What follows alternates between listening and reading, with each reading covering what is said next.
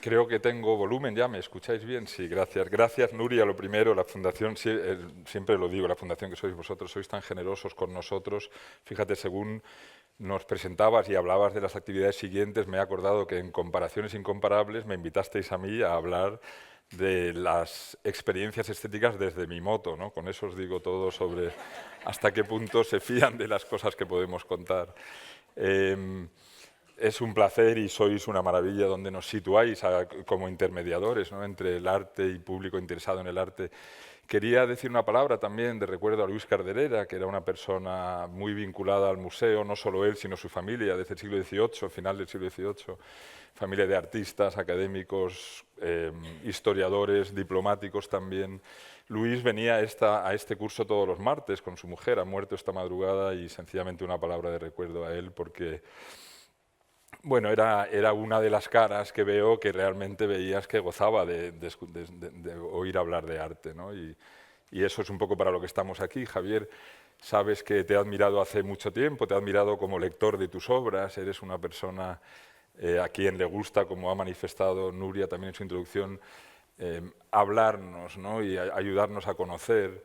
He estado un poco repasando, más que repasando libros, he estado repasando libros que yo subrayo, que tengo en casa, con referencias que me podían parecer interesantes para hoy. Y me ha venido una a la mente que he encontrado en un libro sobre la vida de los filósofos, que es que en el Teeteto, Platón escribe sobre la conversación entre Sócrates y Teeteto, y habla del papel del filósofo, que es el de Sócrates, como algo así como una comadrona. Lo que ella hace es acabar con un malestar que siente Teeteto, tiene un malestar dentro, y ese malestar es que tiene conocimiento, algo que comunicar, pero no parece saberlo aún. El papel del filósofo, nos dice ahí Platón, el papel de Sócrates es extraer ese conocimiento, y al extraerlo lo que él pretende es que nosotros nos asombremos y que asombrándonos consigamos aprender y disfrutemos de aprender, que Aristóteles nos dice que es algo que hacemos por naturaleza, ¿no? Entonces yo creo que eso es lo que me ha pasado a mí con tus libros, y eso es un poco lo que pretendemos hoy de manera muy distendida. Iremos viendo a ver lo que surge en nuestra conversación, tenemos bastantes imágenes que enseñar si surge la ocasión, y si no, pues lo que vayamos hablando, centrándonos en cuestiones como qué es el arte, qué y cómo, ¿no?, lo que hace el filósofo, situarse ante la realidad, ante la vida, en actitud de pregunta. Eso es la lección para nosotros, para los que no lo somos, ¿no? ¿Qué son las cosas? ¿Cómo funcionan las cosas? La historia del arte empezó como una rama de la filosofía, en el sentido moderno de la palabra, como profesión, como disciplina universitaria. Empezó como una rama de la filosofía que lo que pretendía era comprender qué es eso del arte y cómo y qué nos dice el arte de lo que somos nosotros, ¿no? Con el tiempo fue haciéndose disciplina independiente, adquiriendo herramientas propias, y lo que vais a ver hoy es una conversación entre dos disciplinas, no solo entre dos personas también.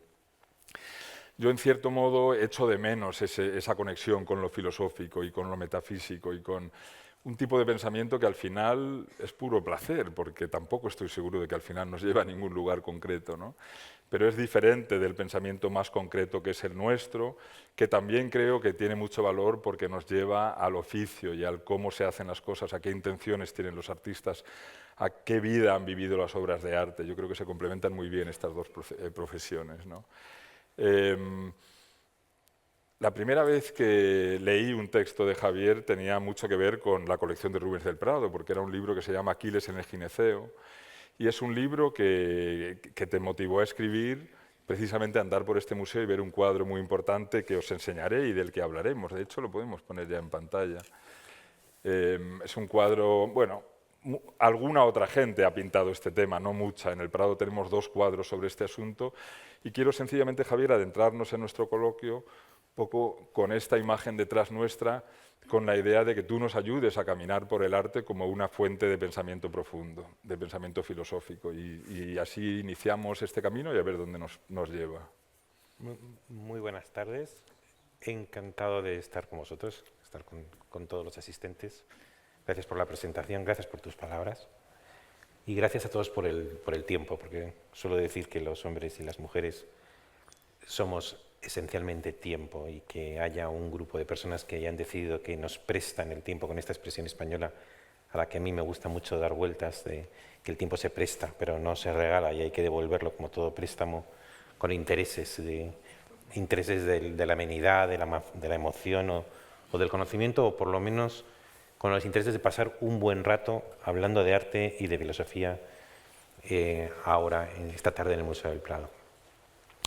Y es verdad que si tuviera que hablar, como me apetece además mucho hablar sobre lo que podríamos llamar genéricamente el conocimiento o la verdad del arte, el libro que le dediqué a este cuadro, un libro entero, que no fue tanto el que el cuadro me llevara a las ideas, sino que de pronto me sorprendió cómo un conjunto abstracto de ideas adquirían corporalidad en un cuadro con una exactitud que me llenaba de asombro, pues este es un ejemplo inmejorable.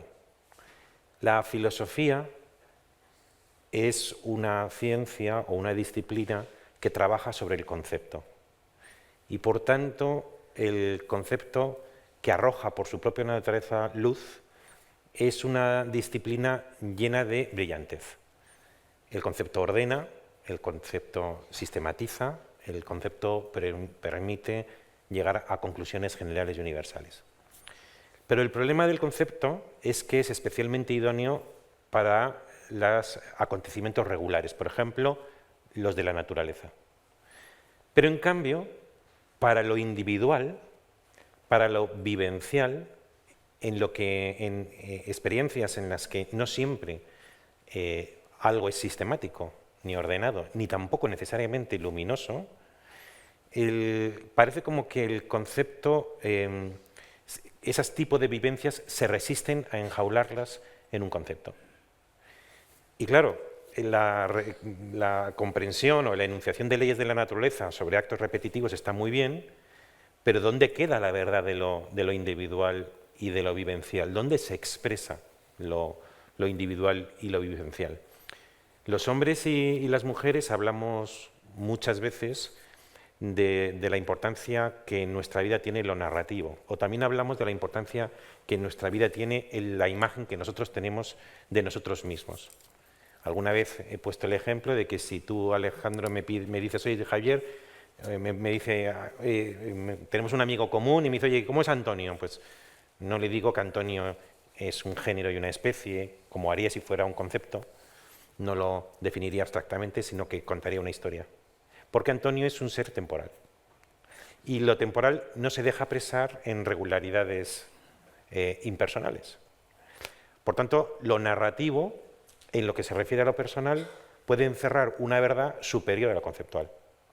Y también decimos que la importancia que para nosotros tiene la imagen que nosotros tenemos de nosotros mismos, para comprendernos a nosotros mismos, la imagen que producimos a los demás. Yo mismo escribí un libro que se titula La imagen de tu vida, y ahí razono que los hombres y las mujeres somos toda la vida la lenta gestación de un ejemplo póstumo. Somos como se nos recordará algún día, y la vida entera es una preparación respecto a aquella imagen que legaremos a que nos sobrevivan. Con lo cual, la imagen, igual que la narración, que se entronca en lo concreto, en lo particular, puede que no tenga una racionalidad abstracta, pero sí tiene una racionalidad concreta. Kant, en su tercera crítica, habla de lo bello como de una racionalidad no conceptual. Es cierto que un cuadro no tiene una racionalidad conceptual, ni debe, pero eso no significa que sea irracional, sino que tiene una verdad enunciada, o bien con la imagen, o bien con lo narrativo, porque aquí tenemos una imagen, pero también tenemos una narración. Y es esa verdad del arte, que es una verdad narrativa o icónica, la que me llevó a utilizar este cuadro como coartada, pero una coartada milagrosamente exacta, porque no es un cuadro simbólico, no es un cuadro conceptual. Cuando Rubens pintó este cuadro en el año 17 o 18, no estaba pensando hacer una alegoría, no, era más bien una escena poco frecuente, aunque luego hubo Poussin y otros que también trabajaron sobre el mismo motivo, que en cambio tuvo un éxito extraordinario en el mundo de la ópera. a partir de 1650, un éxito extraordinario. Metastasio hizo además un guión de Aquiles en el gineceo, Aquiles en Esciro en el año 1740 y tantos, y tuvo como más de 100 modalidades, y no representaciones, sino diferentes óperas musicadas. O sea, tuvo mucho éxito. Sin embargo, es cuando Rubens hizo este cuadro, no creo en absoluto que estuviera intentando hacer una alegoría exacta que se representara cada uno de los personajes, representara un concepto. Y sin embargo, no he visto un caso parecido en mi vida de un cuadro que contenga una verdad tan sistemática como esta que expuse en mi libro Aquiles en el gineceo, que tú conoces. Bueno, lo contiene más que el cuadro, lo contienes tú, y el cuadro te sirve a ti para desvelarte, en cierto modo, para quitarte el velo y mostrarlo, ¿no? Cuéntanos el mito tal y como tú le das voz en ese libro. Vamos a ver. Os cuento de manera un poco esquemática el mito y luego os cuento cómo está aquí representado y la interpretación que le doy en ese libro. Todo esto, yo soy opositor. Opositor quiero decir que tú me puedes decir, necesito un tema de 3 minutos, o un tema de 7 minutos, o de 12, Vale. Y yo lo cuadro. Como tú creas que debe.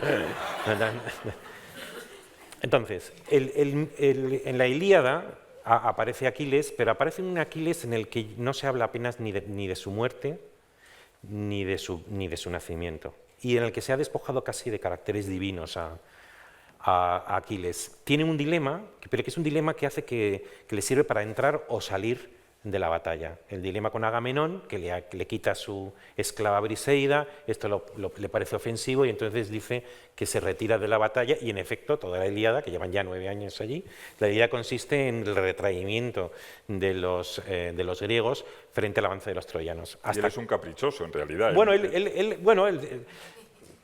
eso ya, porque yo le pongo como ejemplo de virtud. Ahora.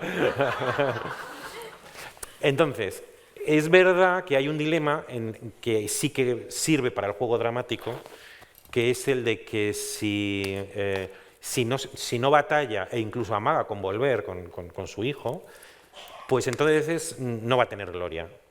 Pero que si batalla, va a tener vida corta, dice, vida corta, no se concreta nada más y no se ve su muerte, pero entonces una gran gloria. Es un elemento dramático que sirve para el movimiento de entrar y salir. Y eso propicia la peripecia de que los troyanos van avanzando hasta que alguien comete la torpeza de matar a Patroclo, y entonces entra otra vez Aquiles y ya ganan la batalla. Pero había otro mito que también al parecer es muy antiguo, pero del que apenas tenemos vestigios en la antigüedad, aun cuando se considera tan antiguo como este, que es el de la infancia de Aquiles. Entonces se cuenta que era hijo de Tetis, una diosa, y por descender de la diosa tenía una condición inmortal. Pero había una circunstancia, y era que en el caso de que fuera a Troya, moriría. Dejaría de ser divino y recuperaría o asumiría una condición mortal. Entonces su madre, la diosa, preocupada mucho más como una madre biológica nutricia, que quiere que su hijo viva mucho, ya que sea excelente le importa menos, y quiere que viva mucho, entonces le esconde donde pensó que nadie nunca iba a buscar al que estaba llamado, y ya había una leyenda de que estaba llamado, a ser el más virtuoso y el mejor de todos los griegos. Lo esconde en los departamentos para mujeres del reino de Esciros, que se llama gineceo. Y entonces lo esconde de gineceo y lo esconde vestido de mujer. Vestido de mujer, jovencita, pirra, que tiene 13 o 14 años, vestido de mujer, escondido entre las mujeres, pensaba que era un lugar secreto donde nadie nunca iría a buscar a Aquiles. Pero Ulises recibe otro oráculo y le dice que solo en caso de que Aquiles vaya a la guerra de Troya, ganarán los griegos la batalla. Y no es una batalla cualquiera, porque Troya representa Asia, mientras que los griegos representan Europa. Está en juego nada más y nada menos que la batalla entre la civilización y la barbarie. En consecuencia, capturar a Aquiles y enrolarlo representaba casi como en los mitos primigenios, la victoria del héroe sobre el monstruo o sobre la nada. Como es conocido que era industrioso y lleno de ardides, como dice Homero en la Odisea, se le ocurre vestirse de mercader e infiltrarse en el gineceo con mercancías.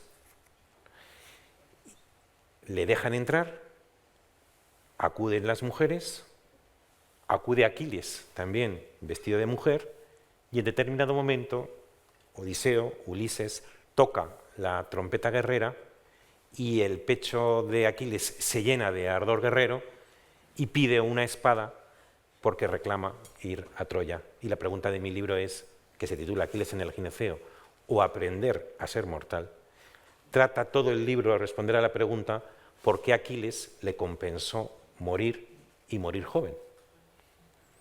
Y todo el libro trata de responder a eso. Entonces vemos en el cuadro, vemos por una parte, en la parte izquierda las mujeres, la parte derecha los hombres, en el fondo el mar y abajo una especie como de bodegón con objetos. A la izquierda de Iramía, que ya está embarazada. Esto es importante por lo que ahora os contaré. Y en medio, presidiendo la imagen, el propio Aquiles, vestido de mujer, empuñando una daga y demostrando que aun cuando está en un ambiente muelle, en realidad ya él está dominado por un espíritu belicoso y desea ir a Troya y desea morir. Y esta es la expresión, la explicación apresurada del cuadro. Y la interpretación esquemática, para que no me haga gestos Alejandro. Describo en el libro lo que llamo el estadio en el camino de la vida. Y el estadio tiene un momento estético y un momento ético. El momento estético se coincide con la infancia y la adolescencia, lo que a veces llamo, Alejandro me lo ha oído, la época de la ociosidad subvencionada, en el que puedes vivir para ti mismo. Y puedes ser, de alguna manera, como dice Aristóteles del ser, puedes ser de alguna manera cualquier cosa, o todo, porque puedes soñar con ser pirata, o astronauta, o filósofo, o trapecista, porque cuando eres adolescente te recreas en la posibilidad. Y es el estadio estético. Y el estadio ético es el estadio de la responsabilidad. Y se accede y se pasa del estadio estético al estadio ético a través de la llamada doble especialización. La especialización del oficio, escoges una profesión con la que ganarte la vida, y la especialización del corazón, escoges a alguien con quien fundar una casa.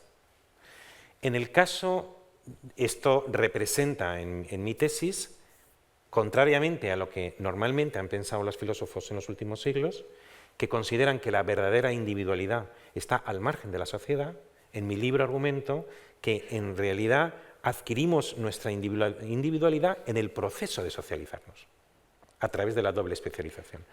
Cuando te especializas en el corazón y en el oficio, en ese momento que te socializas, se alumbra la flor o la forma de tu individualidad más propia. Ya no eres en potencia, ya eres en acto. Y cuando eres en acto, eres individual. Y cuando eres individual, mueres, porque solo lo individual muere. Antes hablamos de la filosofía, y un problema que tiene la filosofía es que trabaja con el concepto, y los conceptos no mueren, porque son abstractos. Mientras que las pinturas y las narraciones tienen por objeto los individuos, y los individuos mueren. En consecuencia, la filosofía tiene un problema con lo trágico, mientras que los cuadros y las narraciones, o también las obras de teatro, tienen una familiaridad normal con el sacrificio que la vida impone a lo individual. Entonces, una de mis tesis, que expongo en ese libro, es que, contrariamente a lo que se suele decir, el individuo, precisamente por la doble especialización, gana su propia individualidad, su propia mortalidad. Su parte responde, sería un poquito más largo, quizá luego lo podemos hablar, por qué a Aquiles le compensa ser mortal. Porque como dice Simmel, un filósofo alemán, existe el privilegio de la mortalidad. Si quieres ser inmortal, entonces estás destinado a ser una piedra, a ser una farola o a ser quizá una planta. Pero si quieres ser verdaderamente individual, el privilegio de las entidades individuales es precisamente su mortalidad. Aquiles decidió ir a Troya porque la única manera de tener individualidad y ejemplaridad es precisamente asumiendo la propia mortalidad. En consecuencia, en este cuadro lo que tenemos es una alegoría o una propedéutica, una iniciación al aprendizaje de la propia mortalidad. Tenemos a Aquiles, para el que la especialización del oficio es lógicamente el oficio guerrero, la virtud, que en todo vir se prueba en la batalla, y por otra parte la especialización del corazón, porque ya ha dejado embarazada a Deidamía, con la cual tendrá, ha escogido por decirlo así su casa, con la cual tendrá una descendencia. La especialización del oficio y la especialización del corazón están latentes ya, y tenemos el momento en el que Aquiles está a punto de culminar el viaje de Esciros a Troya, y una de las cosas que mantengo en el libro es que todo hombre y toda mujer, cualquiera que sea su profesión o su destino, recrea en su existencia el mito de Aquiles. Todo hombre y toda mujer emprenda la empresa más gloriosa que existe en el universo, que es el aprendizaje de tu propia mortalidad, la adquisición de la flor de tu individualidad. Consecuencia, no es que Aquiles sea como nosotros, con nuestra archicotidianidad, pero lo contrario sí es cierto. Nosotros somos como Aquiles, y justamente eso es lo que traté de demostrar en mi libro. Os voy a llevar a una cosa un poco diferente. A la luz de mi reacción a lo que estás diciendo, parece una coincidencia increíble, ¿no?, que tú y Rubens pensaseis exactamente lo mismo, ¿no? Y en realidad lo que es que el arte se ha convertido, tiene la capacidad de ser vehículo de pensamiento tuyo, ¿no? Evidentemente eso es lo que está sucediendo. Al margen de que yo creo que hay una matriz antigua en tu pensamiento, también antigua de antigüedad, me refiero, de tradición filosófica antigua, que comparte con Rubens, que es una persona con un conocimiento de fuentes antiguas, de literatura antigua, muy profundo, mucho más de lo que solemos asumir en los artistas, y posiblemente asumamos demasiado ya. Yo me quiero ir a un tipo de conocimiento muy diferente. Tu manera de pensar a mí me admira, en parte por diferente de la mía, precisamente, ¿no?, porque yo puedo aprender de lo que no es como yo. Se puede aprender de lo que es próximo también, pero es evidente el aprendizaje de lo diferente. Yo, con los años, he ido recuperando una cuestión de mi niñez, que es la sensación de que conozco las cosas apenas, y de que mi mirada hacia el mundo, que es una mirada filosófica, aunque no formada de esa manera, pero en el sentido de que quiero comprender y quiero conocer y estoy obsesionado por ello, no obsesionado, no, estoy maravillado por ello, es una actividad, una manera fabulosa de ir por la vida. Pero lo que veo y lo que intento conocer lo veo a través de una nebulosa, como si hubiese una niebla espesa siempre delante mía, todas las mañanas de mi vida, ¿no? Y lo que me llegaba de niño no es mucho más de lo que me ha llegado desde entonces, seguramente, aunque he intentado aprender mucho. Y lo que me llegaba de niño era, cualquiera sabe cuáles de los muchos mensajes que emitía mi madre durante un día o que yo recibía durante un campamento de verano, en donde fuese con 9 años, o una reacción de un compañero de colegio ante mi cumpleaños y yo llevar unos caramelos, lo que fuese. Mi reacción, mi recepción de todos esos estímulos era muy intermitente, como si fuese un mensaje en Morse, ¿no? Y yo solo era capaz de ver el mundo a través, insisto, de esta niebla espesa, y en base a la poca información que me llega, yo formo un gran mito a través del cual vivo mi vida, ¿no? Algo hay en el arte que se parece a esa manera de conocer, algo hay en el arte que es diferente de la palabra. El contenido del arte, yo soy muy formalista por generación, soy mucho más sensible a la forma que el contenido. Creo que eso es una cuestión generacional, porque yo crecí en la época de la pintura abstracta, etcétera, ¿no?, de los años 60, 70, la pintura que venía desde los años 50, herederos de toda la ortodoxia de la pintura del siglo XX. Pero el verdadero contenido de la pintura es en el maridaje entre forma y contenido, ese es el contenido del arte. Y ahí es muy importante el lenguaje, lo estético. Un ejemplo que creo que usé aquí en alguna de las conferencias. Si vemos a dos personas que atraviesan una plaza muy larga, San Marco en Venecia o la Plaza Mayor de Madrid, un lugar muy grande de un lado al otro, lo que pretenden es llegar al otro lado, pues la van cruzando de la mano. Si vemos dos bailarines, sin embargo, que hacen el mismo recorrido, han cruzado, pero han hecho algo mucho más que cruzar también. Y al hacer algo más nos han aportado un conocimiento que no es concreto, que es inefable además, pero que es conocimiento, que algo me aporta, que me hace sensible a, que me despierta de alguna manera, que me excita, yo creo que quizás es la palabra, ¿no? Eso mismo está pasando con estos cuadros. A la izquierda Clara Rubens, pintada en torno a 1615, la hemos enseñado a varias personas en este curso, ¿cómo no íbamos a hacerlo? Es el cuadro más bonito del mundo, uno de los muchos que merecen esa hipérbole es este, ¿no? Y a la derecha un cuadro del Greco del mismo año, Greco muere en 1614. Siempre me ha dado rabia que Rubens, cuando está en Madrid en 1603, una de las dos veces que está, dice, entre los contemporáneos no hay nada de interés. Quizá no supo del Greco, pero me frustra que no lo supiese porque soy admirador de ambos y veo cualidades similares. Pero si uno se fija en la cara de Isabel, perdón, la cara de Clara, o en la cara de don Jerónimo de Ceballos, un médico toledano, vemos algo de lo que nos hablan mucho los artistas contemporáneos, los artistas del siglo XX con una conciencia y lenguaje mayor que los artistas anteriores, pero que están dando voz a lo que siempre ha sido el arte, ¿no? Que es el hecho de que cada pincelada es una respuesta a la anterior y que cada pincelada responde a una lógica que no es una lógica real, en el sentido en el que no responde a información concreta, sino que es una interpretación en la que importa mucho lo anterior, el lenguaje. Y si nos fijamos en la cara de ella, es completamente asimétrica, los ojos son diferentes, un lado del labio es muy diferente al otro. En la cara de Jerónimo de Ceballos no lo vemos bien aquí, este cuadro está en el Prado. Desgraciadamente, y aquí entra ya la manía o la pasión por el arte, desgraciadamente está colgado demasiado alto. ¿Quién ha colgado ese cuadro tan alto en el Prado? En la sala del Greco, bajarlo por favor mañana mismo, ¿no?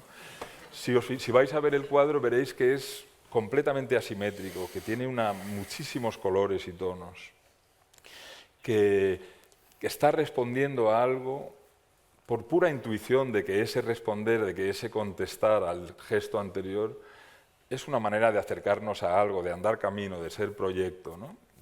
De algo que seguramente es muy difícil de concretar. Me hablabas hoy de que te ha hecho unas fotos Alberto García Lix, que es un artista a quien admiro. He pasado mucho tiempo con él, le conozco bien. Claro, hablar con un artista de arte es entender hasta qué punto el proyecto es su camino vital, es en lo que están, y sin embargo es imposible de definir y es imposible de concretar. E incluso supongo que es imposible de considerar que uno ha tenido éxito al hacerlo, más allá de lo que digan los demás, que esa búsqueda nunca termina, ¿no?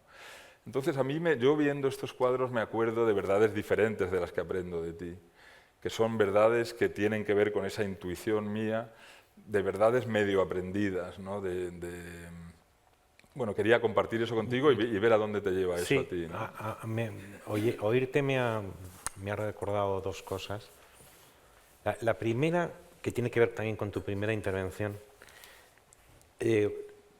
cuando hablabas de la hermandad entre la filosofía, el arte o la teoría del arte, yo he llegado a la conclusión de que, a diferencia de las ciencias, todo lo que tiene que ver con las humanidades tiene siempre, aunque parezca que hay manifestaciones plurales, cuando tiene valor, y me gustaría hablar contigo luego también de la calidad en el arte, porque has escrito un libro muy bonito. Cuando el arte tiene valor, igual que cuando la filosofía tiene un valor o cuando otra manifestación de las humanidades tiene valor, coinciden siempre en algo que pocas veces se destaca, que me va a servir además para interpretar esto. Y es que las humanidades siempre tienen por objeto despertar el sentimiento de la dignidad humana. De mil maneras. Pero no hay arte que no tenga que ver con la dignidad de lo humano. Es cantar con 1000 canciones, con 1000 modulaciones, un himno a la dignidad del humano. Yo he escrito un libro que se titula Dignidad, y ahí defiendo que no entendemos bien qué es la dignidad si no se distingue entre la antigüedad y la modernidad. Hoy se titula Rubens, nuestro contemporáneo. Yo soy de verdad que soy un enamorado de la antigüedad porque estudié clásicas, Y ahora mismo llevo 3 años, acabo de escribir un artículo que me han pedido, contando el Zoom dominguero que tengo desde hace 3 años. Todos los domingos nos reunimos primero en 3 personas, ahora 4. Desde hace 4 años, invariablemente, sin perdonar un domingo, nos reunimos por Zoom para comentar un texto griego, ¿no? o latino. Y ahora estamos leyendo la obra completa de Platón. Por eso cuando has citado el Teeteto también me han entrado ganas de decir alguna cosa, pero me retraigo para centrarme en esto. Y entonces, en la historia de la dignidad existe solamente 2 grandes momentos. La dignidad hasta el siglo XVIII y la dignidad después del siglo XVIII. Antes del siglo XVIII, incluyendo los griegos, que admiro mucho, incondicionalmente, pero que en eso son antiguos, la dignidad siempre reside en el todo. A veces lo explico diciendo que hasta el siglo XVIII no existía la muerte. Se representaba la muerte, como no, pero era un negocio individual. El mundo, después de que la gente se muriese, donde residía la dignidad, el mundo seguía siendo bueno, bello, verdadero y magnífico. Nada grave había ocurrido en el cosmos. Era un acontecimiento propio de los individuos, pero los individuos no tenían dignidad. La muerte apenas se estudia en la antigüedad. Lo tengo muy trabajado y voy a dar una charla sobre eso dentro de poco. Por tanto, no existía la tragedia de la muerte, porque no existía la verdadera individualidad. Sin embargo, a partir del siglo XVIII se produce un giro en la cultura absolutamente trascendental. Y es que un elemento del todo, se emancipa del todo y se constituye en nueva totalidad. Ese elemento es el individuo, la subjetividad humana. Donde antes estaba el cosmos, que se componía de muchos elementos, uno de ellos el ser humano, ese elemento se emancipa por completo del todo y se constituye él mismo en una nueva totalidad. Y descubre 2 cosas, y esto enlaza enseguida con estos retratos. Descubre que tiene una dignidad infinita, pero descubre que está destinado a la indignidad del cadáver. Y este doble descubrimiento de la subjetividad moderna explica la dignidad y el malestar de la modernidad. Porque se forja con una morfología exacta la individualidad, y antes se lo he anticipado, la individualidad se define como aquello que muere frente a lo genérico o lo conceptual. Y ahora aquí tenemos retratos. ¿Y qué es un retrato?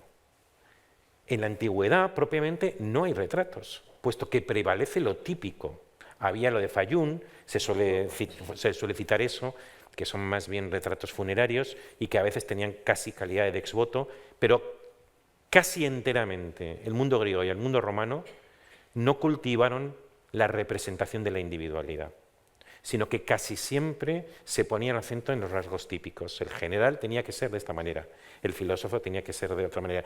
Y cuando se explora la biografía de grandes filósofos, grandes generales, casi nunca se da crédito a la escultura, aunque sea contemporánea, porque se ve que es una representación típica. Lo típico prevalecía sobre lo individual. Lo individual, como dice Boura, un gran investigador de la antigüedad, decía que lo propio de la antigüedad es generalizar. La especialidad no interesa, eso es más bien propio de la modernidad. Y de pronto encontramos que una de las grandes aportaciones del Renacimiento, hay otras, por ejemplo el ensayo de Montaigne, donde por primera vez en la historia, él legitima la verdad a través de su experiencia. Antes la experiencia no era una fuente de verdad. En Montaigne la experiencia, por primera vez en la historia, es fuente de verdad filosófica. Pero otra novedad es la novela moderna, que también podríamos hablar, porque se llama novela moderna, pero todo el mundo utiliza esa expresión, todo el mundo comprende que aunque había narraciones antes, no tiene nada que ver con la novela moderna. Y otro de los grandes hallazgos es el retrato. Y el retrato es el afán de conceder perduración a los rasgos individuales, de manera que lo individual que se retrata está, como todo, destinado a la indignidad del cadáver, pero en cambio la representación de la individualidad puede permanecer. Y entonces el arte moderno se convierte en una buena medida en la representación de lo individual, agónicamente dotándole de una perduración que lo representado no tiene. Sí, esa es una explicación que me gusta de la búsqueda de... En cada milímetro este pintor está buscando individualidad. Creo que hay otra también, que es la que yo traigo, no la que aprendo. A ver, si os acordáis, os enseñé, este es un detalle de este paisaje. Yo creo que una de las razones por las que la pintura ha funcionado, ha tenido tanto éxito en los últimos 500 años de nuestra historia, no lo tendrá ya no lo tiene tanto, quizá no lo tuvo tanto antes, es que se hace eco de cuestiones que nos definen en esencia. Y yo creo que una de ellas es que somos seres temporales. Ahora mismo, en esta charla, yo estoy pensando hacia dónde vamos, cuánto llevamos. Vosotros mismos habéis venido, os vais a ir, estáis ahora mismo más cómodos, más incómodos. Somos secuencias temporales, de instantes, ¿no? Cuando Rubens pinta la cara que hemos visto antes, lo hace también temporalmente, y cada instante es la expresión de una cosa que es un poquito distinta como experiencia vivida del instante anterior. Eso no es una interpretación que podamos comprobar, pero a mí me parece que algo hay en el arte, tanto en el proceso de la historia del arte como en el de cada obra de arte en sí misma, algo hay de eco de nosotros como seres temporales. Desde luego hay que encontrar explicación para el hecho de que el arte haya sido tan buen vehículo para entendernos, como has demostrado tú con el cuadro de Aquiles, durante tantos siglos, ¿no?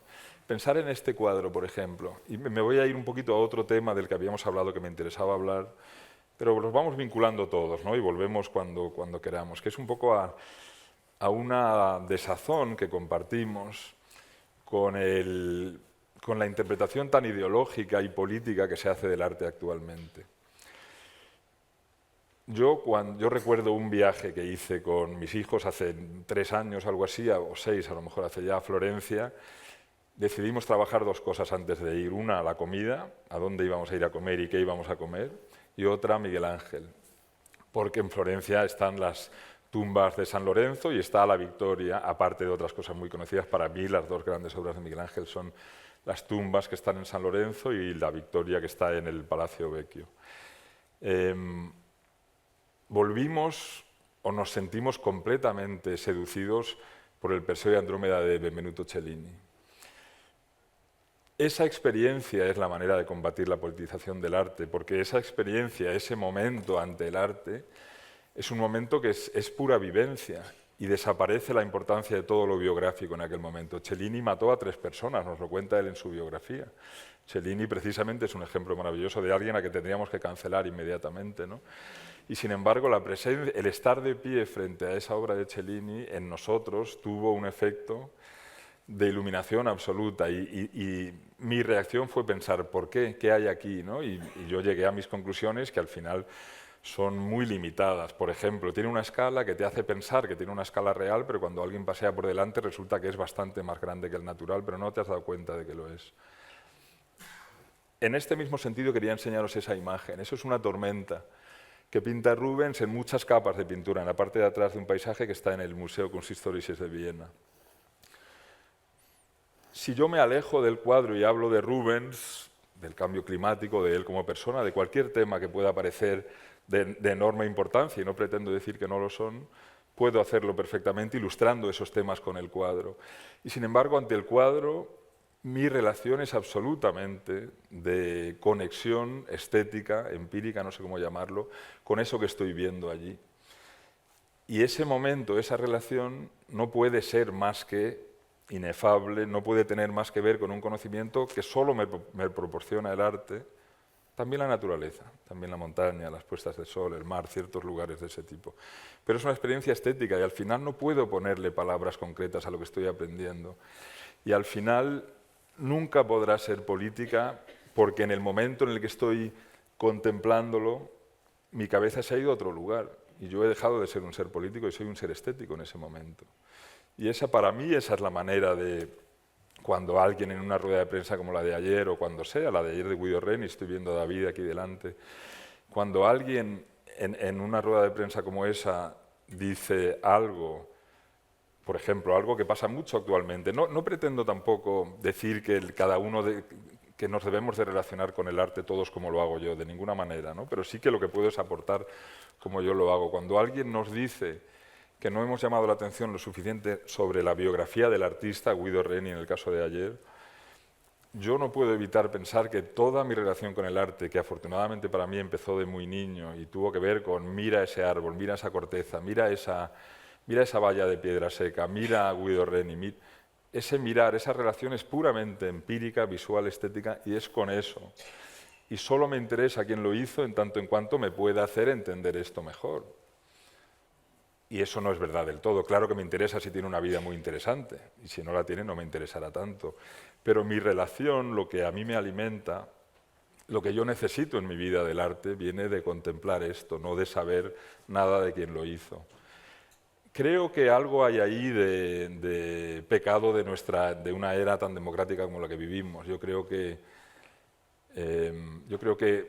todos creemos, hemos aprendido, es parte de nuestra cultura, de la cultura occidental, creemos que nos debe de gustar el arte.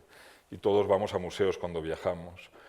Y muchos no hemos tenido la fortuna que tuve yo que desde muy pequeño entendí ese lenguaje, tengo facilidad para relacionarme con lo formal porque me enseñaron a hacerlo, ¿no? Y si no la tienes, pero crees que debes ir a un museo, ¿qué buscas cuando llegas a él? Pues buscas historias, relatos, biografía, porque no entiendes que, no sé, que la variedad de pinceladas de este cuadro, ahí está lo que nos seduce, lo que es particular y esencial de este lenguaje y de este arte. Y la biografía, claro que la podemos encontrar aquí, pero en muchos otros sitios también.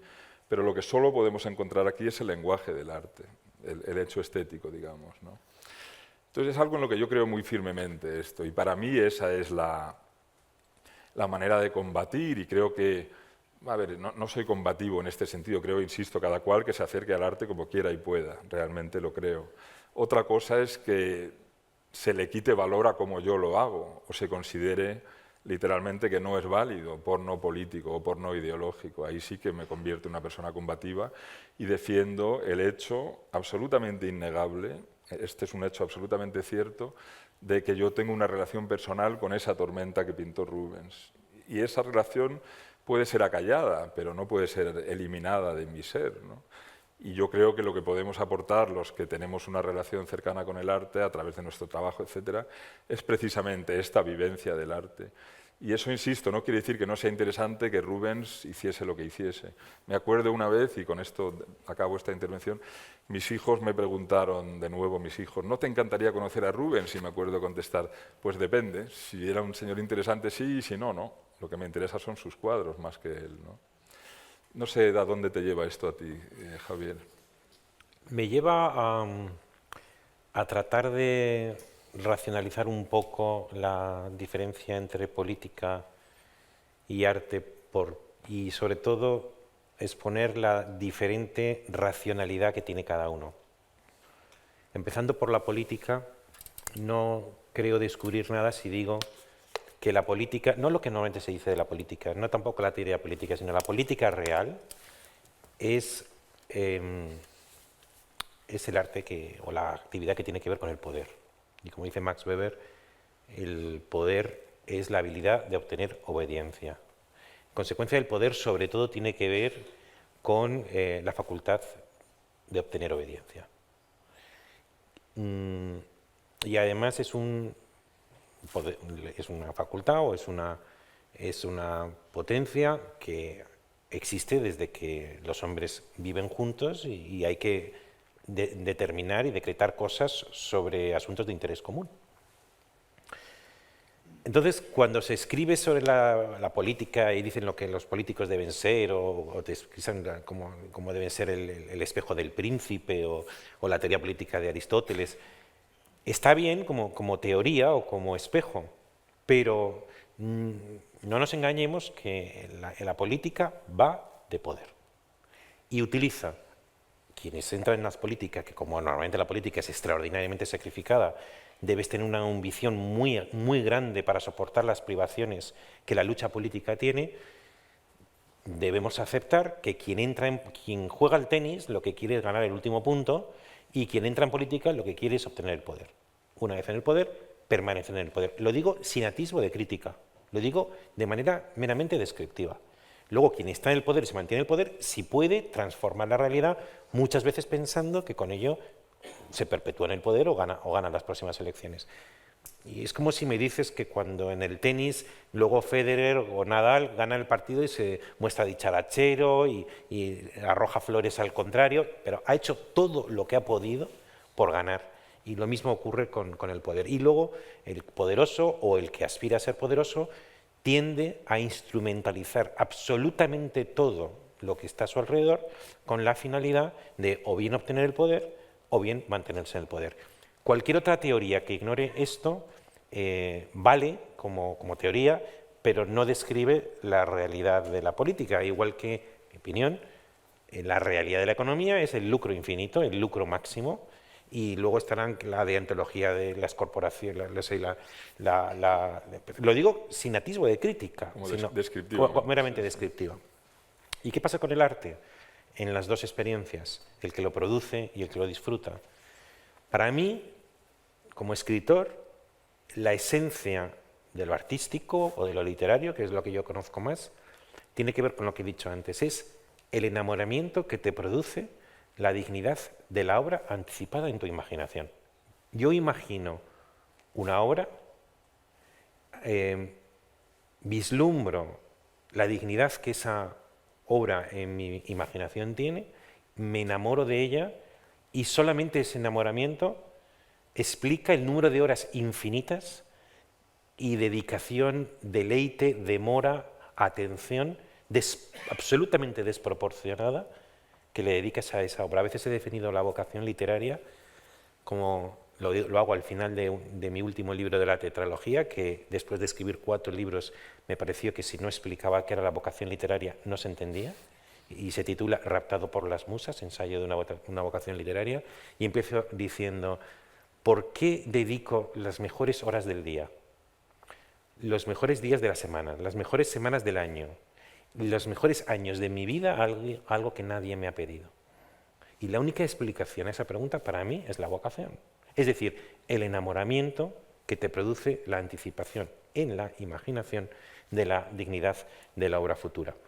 Por tanto, la racionalidad, como se ve, no tiene nada que ver con la obtención del poder y la perpetuación del poder, sino el enamoramiento. Y en cuanto esto a la producción de la obra, y ahora el que disfruta de la obra, el que se deleita de la obra, yo creo que tiene que ver con aquello que Kant y luego Schiller, en la educación estética del hombre, habla del sentimiento de libertad y del juego de las facultades que te produce la presencia de lo bello. Es decir, que la contemplación del arte o de lo bello excita un sentimiento de libertad, de imaginación, de juego de las facultades. Y, por ejemplo, Adorno, en su teoría estética, pone mucho más énfasis en la obra, pero creo también que se puede extender a la experiencia que el contemplador de la obra tiene, al elemento del halo de lo artístico. Lo artístico, que por su propia naturaleza es individual, posee un halo que lo hace irreemplazable. Y ese halo es algo como dicen los halos de los beatos o de los santos, algo sagrado, que se resiste. ¿A qué se resiste? Se resiste a la dominación, también a la dominación política. En consecuencia, el poder utiliza todos los instrumentos para la dominación y el arte ha sido, con mucha frecuencia, un instrumento poderosísimo para la dominación. Lo ha sido, en particular, cuando no existía la escritura. Y entonces teníamos la columna de Trajano y entonces veíamos todos los méritos, o teníamos los portales de las esculturas de las catedrales góticas, donde te contaban narrativamente el pueblo, el 99% del pueblo era analfabeto. Y en esto que tú has hablado de la mirada, la educación de la mirada de un pueblo analfabeto se producía muchas veces a través de la imagen. Y esa imagen a veces era neutra, pero otras veces tenía que ver con la perpetuación de la dominación. Entonces, cuando el arte entra en la política, creo que pierde su propia racionalidad y se hace dócil a la racionalidad de la política, que es la perpetuación de la dominación. Mientras que el arte, su propia racionalidad, es o bien la dignidad de la obra que produce enamoramiento, o bien el libre juego de las facultades y el sentimiento de la dignidad, que en ambos casos son resistentes a la dominación política. Se me ocurre escuchándote que la razón por la cual... O sea, yo al final busco un argumento que no es racional, porque pienso que si el argumento es racional, siempre se puede debatir sobre él, ¿no? Uno puede, lo que tú acabas de exponer, puede levantarse alguien de uno de vosotros y decir, yo no lo veo así. Lo que es absolutamente innegable es mi relación con esto que estoy mirando, con esta imagen. Eso es hasta tal punto es vivencia mía que se me puede llevar a no hablar de ella. Yo te daría un matiz, porque si yo digo, y esto tiene que ver con tu libro, si yo digo cómo me gusta el bocadillo de chorizo, o cómo me gusta el bocadillo de calamares, yo estoy expresando mi propia inclinación, como tú dirías, ¿no? Pero dice Kant que cuando describe sobre la facultad del gusto, el gusto es un juicio sobre lo concreto con la pretensión de que todo el mundo comulgue con mi gusto. Entonces, si yo digo que Marilyn Monroe es un cañón, o que lo es la Venus de Nilo, yo ahí no estoy expresando lo mismo que cuando digo me gusta el bocadillo de chorizo. Estoy diciendo algo porque tiene una racionalidad, dice Kant, y una universalidad. No es meramente subjetiva como tu relación con esto. Tiene una universalidad. Lo que pasa es que no es conceptual. Estoy diciendo que cualquier persona con buen juicio debe compartir conmigo el criterio sobre el cuadro de Rubens que hemos visto antes. Por tanto, una cosa es mi inclinación personal y otra cosa es el juicio del gusto. Y el juicio del gusto sí contiene una universalidad.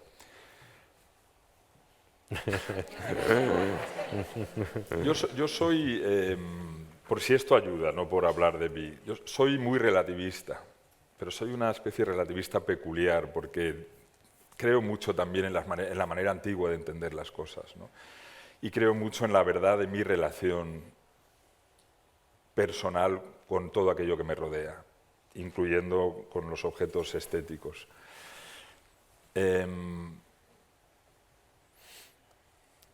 Yo no creo que Kant en última instancia es válido ahora, en el sentido de que hay un juicio universal del gusto, en el sentido de que podemos explicar el gusto de una manera, podemos llegar a entender, a explicarlo como lo hace él, ¿no? Lo que sí creo, sin embargo, y a esto llego a través de mi profesión, es en entender a posteriori por qué esto tiene el efecto que tiene en mí. Y ese a posteriori viene informado por mi biografía, por mi experiencia del arte, y también por el hecho, y esto es nuestra profesión, por el hecho de que esto es el resultado de sociedades o de una sociedad, la europea, que llevan creyendo 400 años en la importancia de hacer esto. Y que por lo tanto han acabado haciéndolo muy, muy bien, porque cada generación ha tenido que formarse, ha tenido que pasar exámenes de gremios, ha conseguido que se pague mucho dinero por esto, ha conseguido que su hijo se dedique a lo mismo. Y en Europa, por una serie de circunstancias, que en parte son casuales, pues se ha hecho esto durante mucho tiempo, hasta el punto de que se ha hecho maravillosamente bien. A nivel de oficio me refiero, es igual que si alguien al hacer un pantalón entiende este tejido es un poco mejor que el otro, porque pesa más o porque pesa menos o porque es más resistente. El artista europeo ha aprendido a través de oficio a hacer esta cosa tan maravillosa, ¿no? Y el oficio es parte de la explicación. Pero Alejandro, si yo pregunto a la gente si Marlon Brando les parece guapo, la inmensa mayoría de la gente va a decir que le parece guapo. Es una relación subjetiva que ha dado la casualidad de que muchos... Tú has citado a Platón. ¿Alguien ha demostrado alguna vez en algún sitio que Platón es sabio? ¿Ha habido una verificación, como cuando verificas la ley de la gravedad, que tú coges a Platón, lo verificas y dices, verificado, Platón es sabio? No. Entonces, ¿qué ocurre? Que da la casualidad de que millones y millones de personas a lo largo de los siglos vuelven a Platón porque consideran que es una lectura que contiene una iluminación o que contiene una verdad. A ti te gusta Rubens, pero no eres tú solo. Le ha gustado a muchos millones de personas. ¿Cómo explicamos esa coincidencia? ¿Es mera casualidad o contiene una universalidad que a lo mejor no se define con el concepto, pero sí con la verdad del arte? Porque reducirlo todo a sentimiento subjetivo explica cosas, pero yo creo que deja de explicar por ejemplo, a Marlon Brando. Claro, Marlon Brando no me parece especialmente guapo, te diré, pero sí, no es cuestión de, para mí al menos no es cuestión aquí de pensamiento estratégico, digamos, de convencer, sencillamente de compartir, porque yo, insisto, yo lo que estoy haciendo aquí es expresar lo que yo siento y aprender de lo que siente una persona diferente a mí, ¿no? Me parece que las dos se complementan. A mí me sirve la que no es mía. Insisto aún así en que, bueno, simplemente por compartir, ¿no? En esta idea de que Platón me han dicho que es maravilloso. He sido capaz de leerlo con ayuda a veces y después sin ayuda. Lo que me está pasando con Platón cuando le estoy leyendo es lo mismo que me pasa con esto. Es una experiencia personal de asombro, de anda, hostias, diría incluso, si me lo perdonáis, de madre mía, qué curioso, no se me había ocurrido. Es ese, en inglés se dice muy bien el momento ajá, ¿no? No se me había ocurrido, o sea, es esa constante iluminación, ¿no? Y eso es experiencia personal, pero vamos, estoy de acuerdo. A ver, yo en última instancia sí que creo que podemos entender por qué unas cosas acaban siendo mejores que otras. Al mismo tiempo sí creo que ese mejor es relativo y no tiene por qué serlo para todos los demás.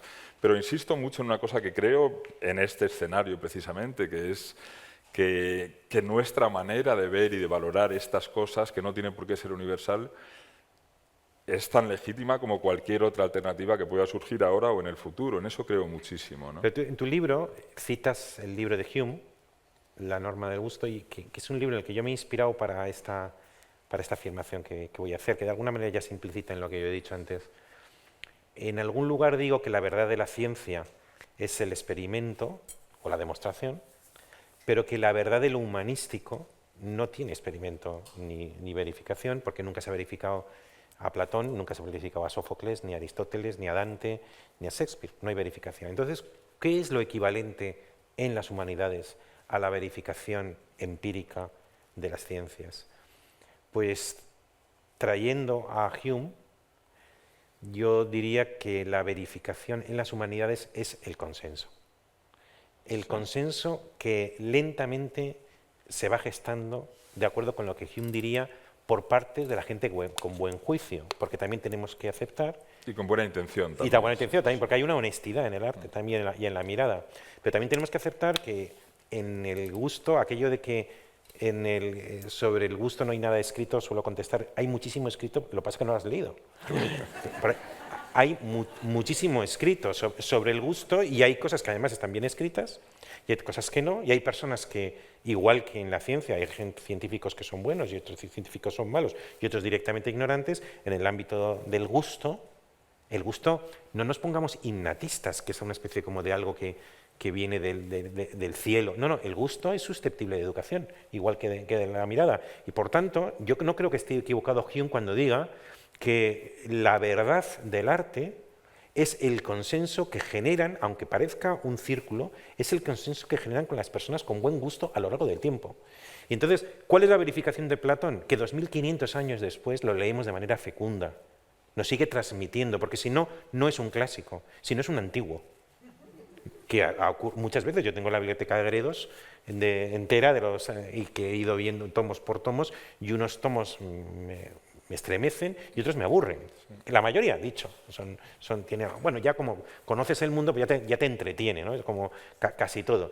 Pero cuando hablamos del arte, yo sí que creo que se puede hablar de que hay cosas verdaderas en el arte y juicios equivocados, sin perjuicio de que tú tengas una experiencia subjetiva. Sí. La experiencia subjetiva puede ser insuficiente, puede ser no educada, puede ser como consecuencia de un gusto un poco estragado, susceptible de mejora, y hay otras veces en las que da la casualidad de que Platón va superando diferentes generaciones, diferentes etapas de la cultura, el gótico, el románico, el barroco, la ilustración, el romanticismo, la modernidad, la posmodernidad, y lo seguimos leyendo.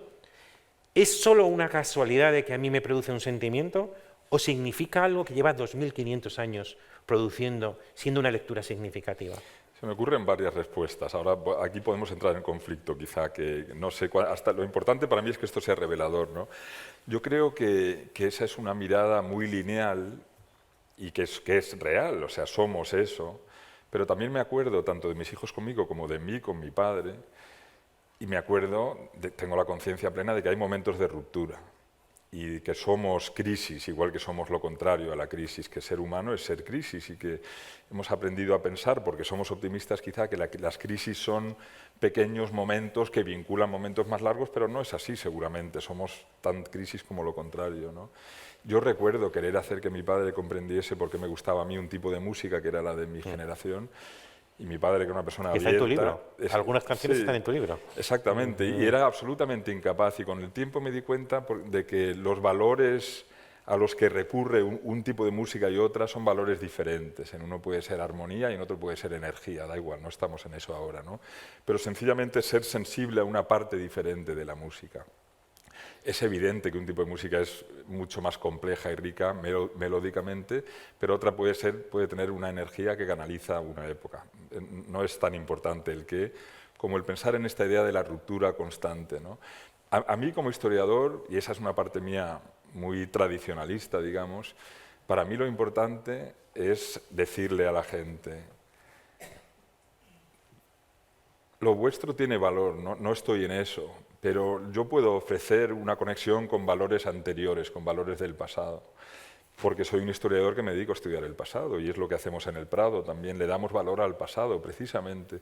Aquí viene mucha gente que quiere modernizar el Prado, me refiero a empresas digitales y de este tipo de cosas, y a menudo una cosa que pasa mucho es que quieren hacer que se muevan las figuras de un cuadro, o que los cuadros tengan 3 dimensiones.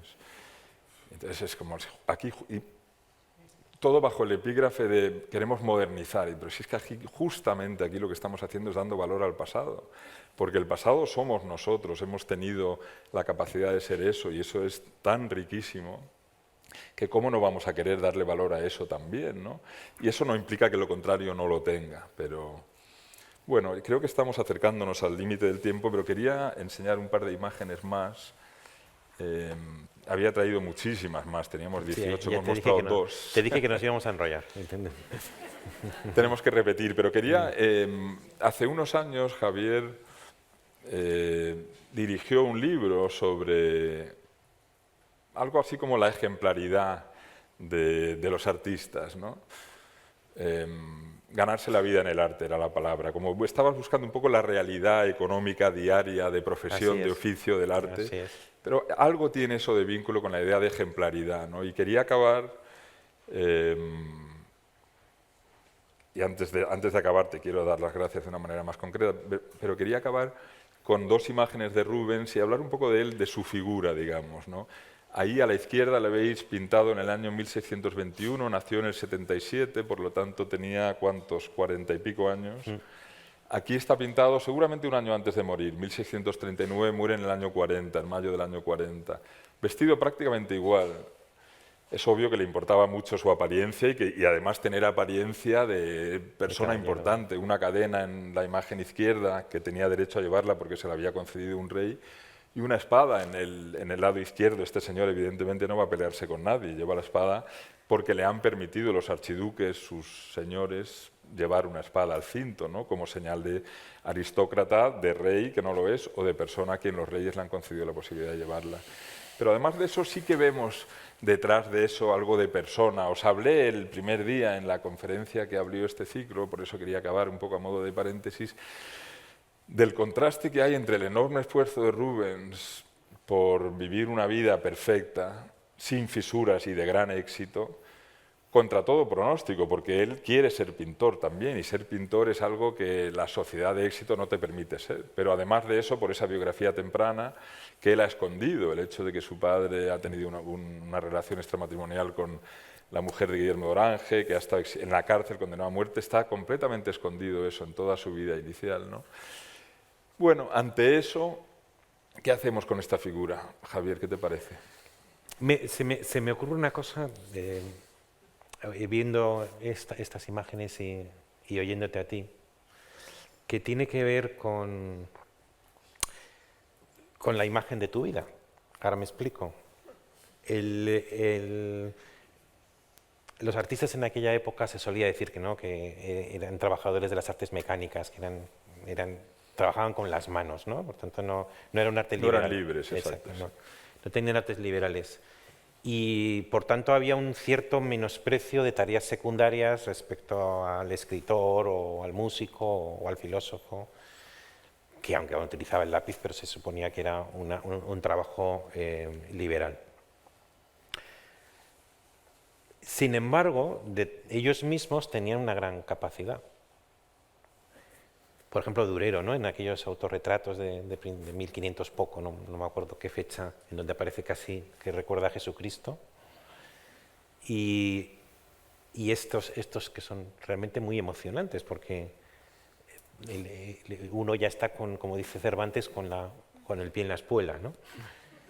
Y el privilegio de que, siendo artistas de artes mecánicas, son capaces de pintar la imagen de su vida. Hoy a él no lo hemos conocido, pero seguimos contemplando su imagen, que es la que él quiso dar. Es decir, todos nosotros, lo tengo escrito en mi libro La imagen de tu vida, estamos destinados somos futuros cadáveres. ¿Cómo podemos perdurar? Hay dos maneras de perdurar. Uno, si tienes que está reservada a muy pocas personas. ¿Qué es lo que dice Horacio en la famosa Oda de hacer algo más perdurable que el bronce a través del arte?